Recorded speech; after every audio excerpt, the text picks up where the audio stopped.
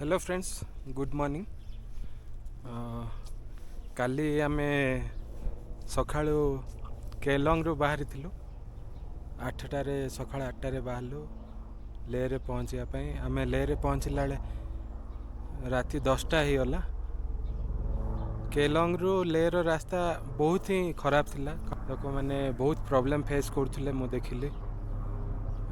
Due to lack of oxygen बहुत लोक vomit करुले, मुंड बुले होता, मूर्छा हो जाउथिले। बहुत प्रॉब्लम ये रास्ता रे अच्छे। एक्चुअली आम जी एडवेंचर भावुचे ताठू बहुत ही माने खतरनाक है रास्ता। एनी हाउ आमे भी बहुत डिफिकल्टीज मते थरे दी थर बांती है। मो वाइफ को मध्य प्राय 5-6 थर बांती है। दो सीनेरी सब बहुत ही भल थिला, बट आमको बहुत जगह वीडियो करने को इच्छा हो नथिला, कार रू बाहरिया को इच्छा हो नथिला। हाई अल्टीट्यूड पासेस गुड़ा करे रही कि फोटो करिया वीडियो करिया जमारू इच्छा हो नथिला। देह बहुत ही खराब है जाउथिला। बट एनी हाउ प्राय 150 किलोमीटर थिला ले को पहुँचापी। सेठू रास्ता टी भल थिला। सेठू आमर कंडीशन भी धीरे धीरे भल होगा लगिला। Breath शॉर्टनेसटा T कमिला। आउ मोर हेडेक भी होता, मुंड पाखरे पूरा बहुत जोर पेन होता, से गुड़ा धीरे धीरे कमिला, बांती होबार कमिला। तेणु आमे आसिकी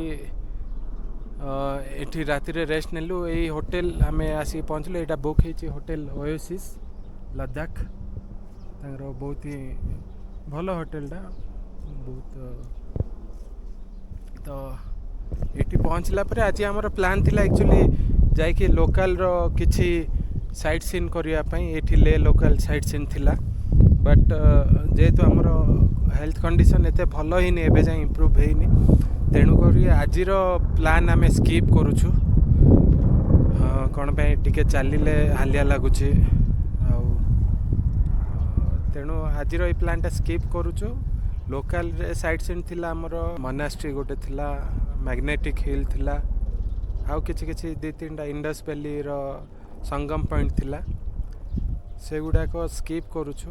देखिया जदि इवनिंग रे हबो किछि लोकल जगह आम कवर करिवु। तो एबे टिके बाहरी छु लंच करिवु। आमे गोटे कैफे रे अछु। कौन एटा कंटेम्पररी कैफे बोली अछि। आम गोटे नूडल्स मगेचु जोटा कि प्राइस 475 अच्छी। आ गोटे वैनिला शेक, बनाना शेक जोटा कि 295 अच्छे। ले मार्केट आपन देखि पारते ये पाखे अच्छे। यहाँ हूँ लोकल ले मार्केट। ये लोक आसते बुलायापी, ले मार्केट बुलायापी।